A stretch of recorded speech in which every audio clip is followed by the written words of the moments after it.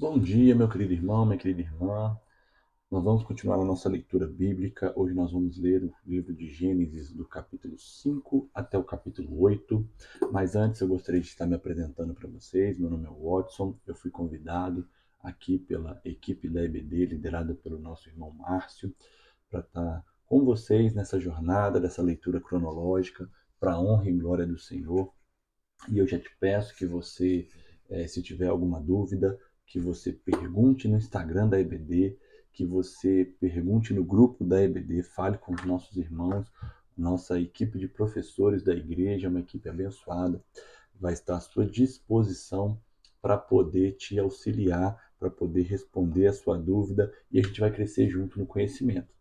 A gente vai crescer junto, a gente vai aprender, a gente vai meditar. E eu já te peço perdão por alguma falha. Nós não sabemos tudo, muita coisa nós temos que estudar, e mesmo assim ainda pode gerar alguma dúvida, mas aqui a gente está pedindo ao Espírito Santo de Deus para que esteja nos abençoando nesta jornada, né? Nós vimos no capítulo 1 ao capítulo 4, a origem, nós vimos como o pecado entrou no mundo, nós vemos ali como tudo foi criado, né? E como tudo aconteceu até chegarmos ali em Caim e Abel. E depois, finalizando o capítulo 4, nós chegamos nos descendentes de Caim. E para iniciar nossa leitura de hoje, no capítulo 5, nós vamos começar com um registro da descendência de Adão. Quando Deus criou o homem à semelhança, Deus o fez. Homem e mulher os criou. Quando foram criados, ele os abençoou e os chamou homem. Aos 130 anos, Adão gerou um filho, à sua semelhança, conforme a sua imagem, e deu-lhe o nome de Sete. Depois gerou Sete, Depois que gerou Sete, Adão viveu 800 anos e gerou outros filhos e filhas. Viveu ao todo 930 anos. E a partir daí começa a mencionar a genealogia de Sete. Né? E aos 105 anos, Sete gerou Enos, depois que gerou Enos, Sete viveu 807 anos e gerou filhos e filhas. Aos 90 anos, Enos gerou Cainã, depois que gerou Cainã, Enos viveu 815 anos.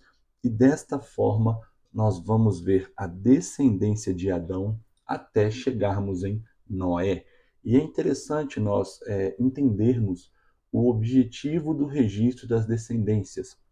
Nós podemos muitas vezes querer pular essa parte de descendências, mas nós temos dois tipos, né, de genealogia que são escritos aqui na Bíblia, isso de uma forma geral, pode haver até mais tipos, né, mas de uma forma geral é a linear e a segmentada. Quando nós temos uma genealogia linear, ela traça a história dos indivíduos até um determinado objetivo, a uma pessoa ou uma situação que acontece. Né? Então, nesse caso aqui, nós podemos ver que foi uma genealogia até chegar a Noé. E Noé gerou Sem, Cã e Jafé, como nós vemos no versículo 32. E nós temos também a genealogia segmentada. Quando nós vemos uma genealogia segmentada, ela indica como vários grupos sociais se relacionam. Um exemplo, lá no livro de Gênesis, no capítulo 25, nós vamos ter ali os nomes dos filhos de Abraão com Quetura, e pode ser um exemplo ali de como um grupo social foi formado, pois eles podem ter sido ancestrais de algumas tribos árabes. Então, os registros de descendência na Bíblia, eles contribuem para mostrar que a fé em Deus não é uma experiência subjetiva, mas sim uma realidade objetiva, histórica e baseada em fatos. Nesse caso da genealogia da descendência de Adão, nós temos aqui alguns fatores interessantes, né? Alguns comentários interessantes. Nós vemos no versículo, né, 18, aos 162 anos, Jared gerou Enoque. Depois que gerou Enoque, Jared viveu 800 anos e gerou outros filhos e filhas. Viveu ao todo 962 anos e morreu. Aos 65 anos, Enoque gerou Matusalém. Depois que gerou Matusalém, Enoque andou com Deus 300 anos e gerou outros filhos e filhas. Viveu ao todo 365 anos. Enoque andou com Deus e já não foi encontrado. pois Deus o havia arrebatado. Então nós vemos aqui, né, o episódio onde Enoque andou com Deus. E desse momento nós cremos que Enoque não passou pela morte, né, que Enoque foi ali separado por Deus, né, foi arrebatado por Deus. Como a tradução aqui da NVI, ela nos diz. Outro exemplo que nós temos na Bíblia de situação similar é com Elias, que nós vamos mais à frente, durante essa leitura cronológica, podermos analisar. E nós temos aqui um outro fator interessante nessa genealogia aqui dos descendentes de Adão, né? Os descendentes de Adão, nós temos Matusalém, filho de Enoque. E Matusalém viveu 969 anos e morreu. Então nós vemos aqui Matusalém como o homem que mais viveu registrado na Bíblia, em número de anos. 969 anos. Isso até gera um comentário, né, de apelido de Matusalém e situações similares, né, quando a gente quer registrar ali alguém que tem uma idade muito avançada e fazer um comparativo, né? Mas nós vemos aqui no versículo 28, aos 182 anos, Lameque gerou um filho, deu-lhe o nome de Noé e disse: Ele nos aliviará do nosso trabalho e do sofrimento de nossas mãos, causados pela terra que o Senhor amaldiçoou. Então nós vemos que o nome, a tradução do nome Noé, ele pode ter ali um comparativo com descanso. E a própria palavra, ela registra, né? Lameque gerou um filho, disse, ele nos aliviará. E aí nós entramos no capítulo 6. O capítulo 6, ele nos mostra o aumento da corrupção da humanidade. O pecado já havia entrado no mundo, o pecado já estava presente, como nós estudamos no vídeo passado com o nosso irmão Márcio. E a corrupção da humanidade começa a aumentar. O capítulo 6 ele começa quando os homens começaram a multiplicar-se na terra e lhes nasceram filhas. Os filhos de Deus viram que as filhas dos homens eram bonitas e escolheram para si aquelas que lhes agradaram. Então disse o Senhor: por causa da perversidade do homem, o meu espírito não contenderá com ele para sempre. Ele só viverá 120 anos. Aqui nós temos que entender de uma forma bem, como eu posso te explicar, de uma forma bem tranquila, né, que a interpretação desse texto ela gera muito debate hoje, que é a definição de filhos de Deus. Filhos de Deus. Quem seriam estes filhos de Deus que viram que as filhas dos homens eram bonitas? E para isso nós temos três interpretações. A primeira interpretação delas é que os filhos de Deus seriam os descendentes de Sete, e as filhas dos homens, a descendência de Caim, a descendência de Caim marcada pelo pecado, e que o encontro dessas duas linhagens teria levado os filhos de Deus a um aumento da sua corrupção. A corrupção dos filhos de Deus, pois a descendência de Caim já era marcada pelo pecado. E os filhos de Deus estariam ali se unindo a essas filhas dos homens. Uma segunda interpretação é que os filhos de Deus poderiam ser poderosos daquela época, que praticavam ali uma poligamia, tomando para si as mulheres que escolheram. Então, nessa interpretação, os filhos de Deus, eles estariam ali aumentando, né, a corrupção na terra a partir do momento em que eles começam a praticar essa atitude. E a terceira interpretação é que os filhos de Deus poderiam ser anjos caídos que teriam tido relações com as filhas dos homens. Eu, particularmente, tendo sempre a acreditar na questão que os filhos de Deus seriam os descendentes de Sete e que tiveram ali um envolvimento com a descendência de Caim, e aí trouxeram para si a desonra e o pecado. E desta forma, o Espírito de Deus não iria mais estar ali com eles. E por isso houve até mesmo a redução da idade para 120 anos. O plano inicial de nosso Deus, o plano inicial era que o homem e a mulher estivessem caminhando com Deus. E o Senhor fala aqui no versículo 5: o Senhor viu que a perversidade do homem tinha aumentado na terra e que toda a inclinação dos pensamentos do seu coração era sempre somente para o mal. Então o Senhor arrependeu-se de ter feito o homem sobre a terra, e isso cortou-lhe o coração.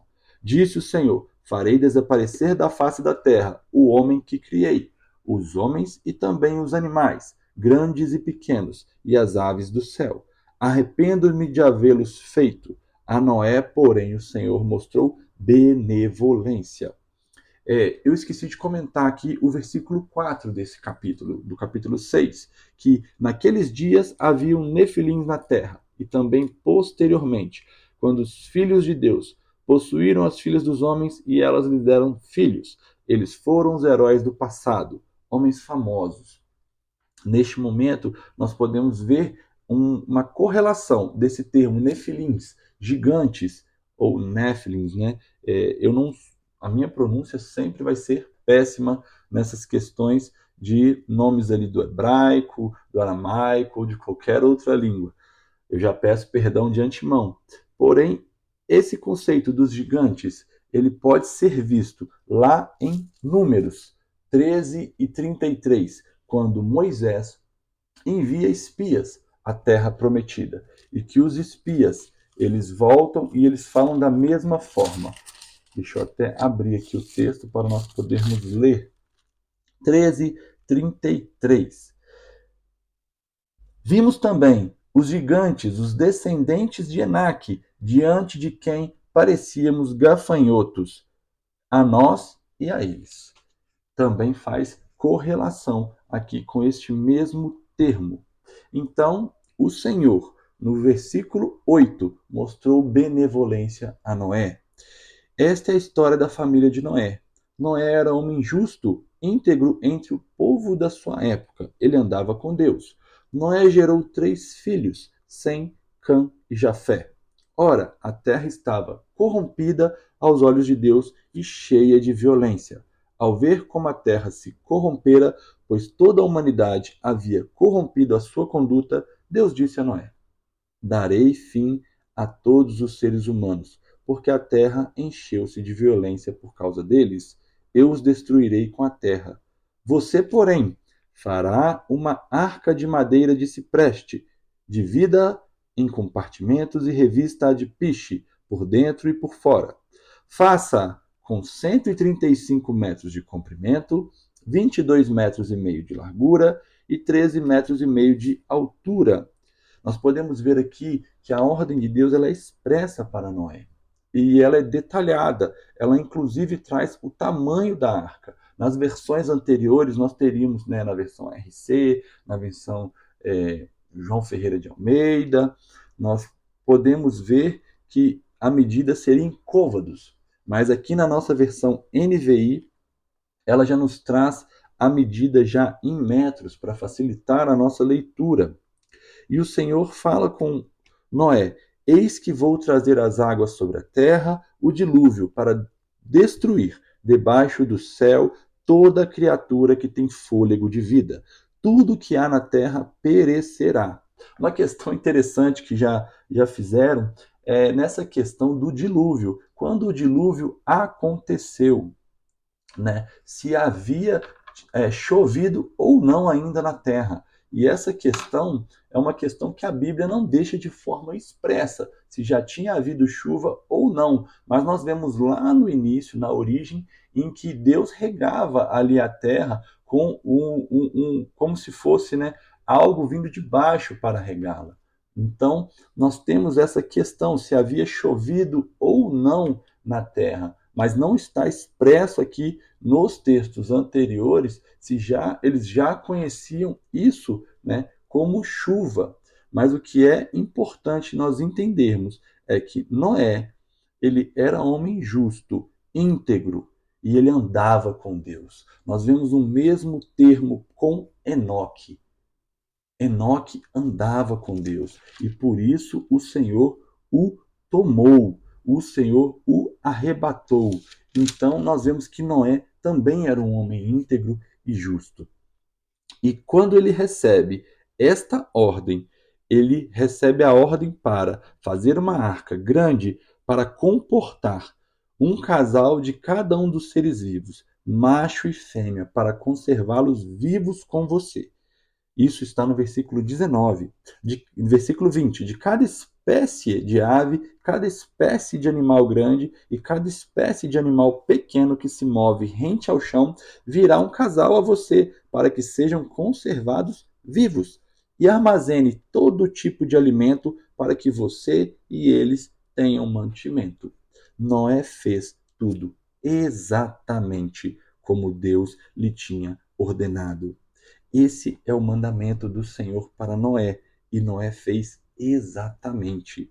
Então o Senhor disse a Noé: entre na arca, você e toda a sua família, porque você é o único justo que encontrei nesta geração. Leve com você 7 casais de cada espécie de animal puro, macho e fêmea, e um casal de cada espécie de animal impuro, macho e fêmea. E leve também 7 casais de aves de cada espécie, macho e fêmea, a fim de preservá-los em toda a terra.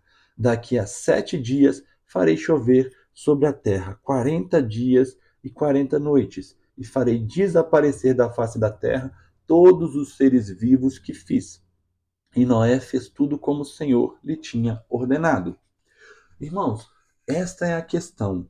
Noé é a segunda vez que fica registrado que Noé fez tudo como o Senhor lhe tinha ordenado. E isso é o que faz Noé ser um homem justo e andar com Deus. Noé tinha a idade de 600 anos quando as águas do dilúvio vieram sobre a terra. Noé, seus filhos, sua mulher e as mulheres de seus filhos entraram na arca por causa das águas do dilúvio. Isso nós podemos registrar no capítulo 7, no versículo 6 em diante. E o versículo 9: vieram a Noé e entraram na arca, como Deus tinha ordenado a Noé. E depois dos 7 dias, as águas do dilúvio vieram sobre a terra. Ou seja, no versículo 8 e versículo 9 nos diz que todos os animais vieram a Noé e entraram na arca, como Deus tinha ordenado. Então, meus irmãos, o dilúvio ele começou. E no dia em que Noé completou 600 anos, 1 mês e 17 dias, nesse mesmo dia, todas as fontes das grandes profundezas jorraram e as comportas do céu se abriram. Esse versículo ele é importante. Por quê? Porque no versículo 11 revela o mês e o dia em que eles entraram na arca, que eles começou a chover, que começou o dilúvio, porque muitas pessoas pensam que o dilúvio durou 40 dias e 40 noites e que logo após Noé e sua família desembarcaram, né, da arca. Mas não, nós podemos ver aqui que como tem o registro do mês e o dia em que começou o dilúvio, nós podemos fazer até uma conta para chegar aproximadamente no tempo em que Noé e sua família ficaram dentro da arca. E eu já lhe aviso, esse tempo foi superior a 1 ano. A 1 ano dentro da arca com todos os animais. No versículo 13, naquele mesmo dia, Noé, seus filhos Sem, Cã e Jafé, com sua mulher e com as mulheres de seus 3 filhos, entraram na arca. Com eles entraram todos os animais de acordo com suas espécies, todos os animais selvagens, todos os rebanhos domésticos, todos os demais seres vivos que se movem rente ao chão e todas as criaturas que têm asas, todas as aves e todos os outros animais que voam, casais e todas as criaturas, casais de todas as criaturas que tinham fôlego de vida vieram a Noé e entraram na arca. Os animais que entraram foram um macho e uma fêmea de cada ser vivo, conforme Deus ordenara a Noé. Então o Senhor fechou a porta. Meus queridos, esse versículo eu entendo esta parte. Então o Senhor fechou a porta. É muito interessante.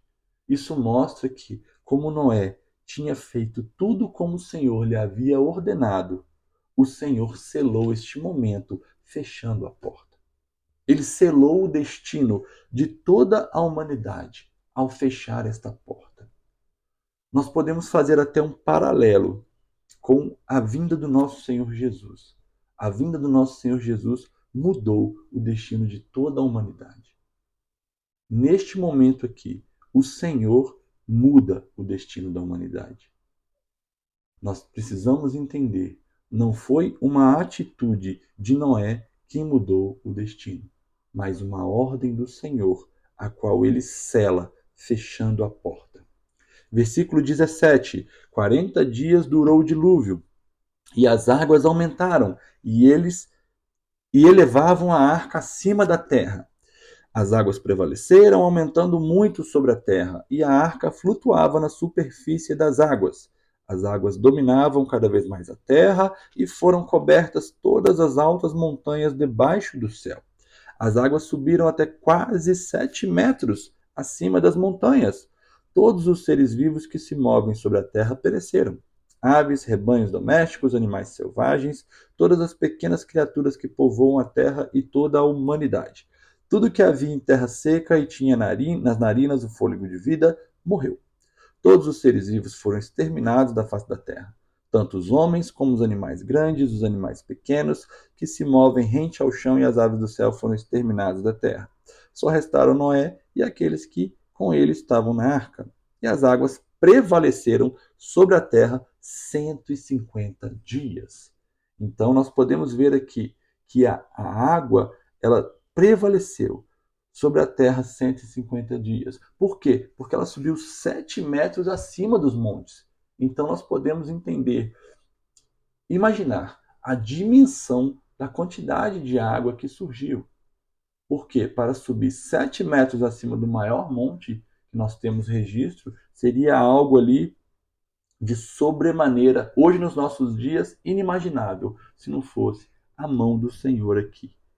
Então, ao final dos 150 dias, lembrou-se, no capítulo 8, lembrou-se Deus de Noé e de todos os animais selvagens e rebanhos domésticos que estavam com ele na arca. E enviou um vento sobre a terra, e as águas começaram a baixar. A fonte das profundezas e as comportas do céu se fecharam, e a chuva parou. As águas foram baixando, pouco a pouco, sobre a terra. Ao fim de 150 dias, as águas tinham diminuído. E agora nós temos um outro registro, no versículo 4 do capítulo 8. E no 17º dia do 7º mês, a arca pousou nas montanhas de Ararat. As águas continuaram a baixar até a arca pousou nas montanhas de Ararat. Foi a arca. As águas continuaram a baixar até o 10º mês. E no primeiro dia do 10º mês, apareceram os topos das montanhas. Ou seja, no 7º mês, a arca pousou nas montanhas de Ararat. A arca parou ali naquele momento. Só que as águas, elas continuaram a baixar até o 10º mês para aparecer o topo das montanhas. Então nós já vemos que nós estamos ali com muitos meses à frente. Nós tivemos um período de 150 dias que a água estava ali sobre a terra. Nós tivemos os 40 dias de dilúvio. Nós tivemos ali, que já estão junto com esses 150. Nós já estamos ali com mais 150 dias, das águas baixando. Correto? Conforme a gente pode ver no versículo 3. Então, e no 17º dia do 7º mês foi que a arca pousou, mas ela pousar não significa que eles poderiam sair. A água ainda continuou a baixar. E passado, no versículo 6, 40 dias, Noé abriu a janela que fizera na arca. Esperando que a terra já tivesse aparecido, Noé soltou um corvo, mas este ficou dando voltas. Depois soltou uma pomba, para ver se as águas tinham diminuído na superfície da terra. Mas a pomba não encontrou lugar onde pousar os pés, porque as águas ainda cobriam toda a superfície da terra. E por isso voltou a arca. Noé estendeu a mão para fora, apanhou a pomba e a trouxe de volta para dentro da arca. Noé esperou mais 7 dias e soltou novamente a pomba. Quando voltou a entardecer, a pomba trouxe em seu bico uma folha nova de oliveira. Noé então ficou sabendo que as águas tinham diminuído sobre a terra. Esperou ainda outros 7 dias e de novo soltou a pomba, mas dessa vez ela não voltou. No primeiro dia do mês do ano 601 da vida de Noé, secaram as águas na terra. Noé então removeu o teto da arca e viu que a superfície da terra estava seca. No 27º dia do segundo mês, a terra estava completamente seca. Interessante que Noé, neste momento, ele estava ali, né, tentando verificar a condição em que a terra se encontrava. Ele soltou um corvo, ele soltou a pomba, mas em todo o tempo ele aguardou a voz do Senhor. E nós vemos no versículo 15: Então Deus disse a Noé: Saia da arca você, sua mulher, seus filhos e as mulheres deles. Faça que saiam também todos os animais que estão com você, as aves, os grandes animais e os pequenos que se movem rente ao chão. Faça-os sair para que se espalhem pela terra, sejam férteis e se multipliquem. Então Noé saiu da arca com a sua mulher, seus filhos e as mulheres deles, e com todos os grandes animais e os pequenos que se movem rente ao chão, e todas as aves. Tudo que se move sobre a terra saiu da arca, uma espécie após a outra. Depois Noé construiu um altar dedicado ao Senhor. Tomando alguns animais e aves puros, ofereceu-os como holocausto, queimando-os sobre o altar. O Senhor sentiu o aroma agradável e disse a si mesmo: Nunca mais amaldiçoarei a terra por causa do homem, pois o seu coração é inteiramente inclinado para o mal desde a infância, e nunca mais destruirei todos os seres vivos como fiz desta vez. Enquanto durar a terra, plantio e colheita, frio e calor, verão e inverno, dia e noite, jamais cessarão. O Senhor disse a si mesmo, ou seja, o Senhor estava ali, naquele momento, fazendo uma declaração. E ele deixou essa declaração registrada para nós. Nunca mais amaldiçoarei a terra por causa do homem, por causa das atitudes pecaminosas do homem. Nós precisamos entender que a obra de Deus, ela é perfeita. Tudo que Deus faz é perfeito. A questão é que o homem, ele decidiu escolher o pecado. Ele escolheu pecar. Mas Deus fez uma obra perfeita, completa. E o fato que é interessante, o Senhor fala com Noé. Isso mostra a graça dele para com Noé. Isso mostra o quanto Noé agradava ao Senhor. Esse é o nosso texto para hoje. Esse é o texto que foi separado. A gente se encontra em breve nos demais vídeos. Peço já desculpas por alguma falha e vamos para cima, porque nós temos aí um ano muito proveitoso estudando a Bíblia, lendo a sua palavra. E para você que não teve a oportunidade de ler a Bíblia inteira por uma única vez, aproveite essa oportunidade. Leia a Bíblia com a gente. Leia a Bíblia nesse plano cronológico. Vamos juntos declarar e agradar ao Senhor nesta leitura. Nós vamos declarar palavras de bênçãos aqui que o Senhor tem para nós. Em nome do Senhor Jesus, tenha um ótimo dia.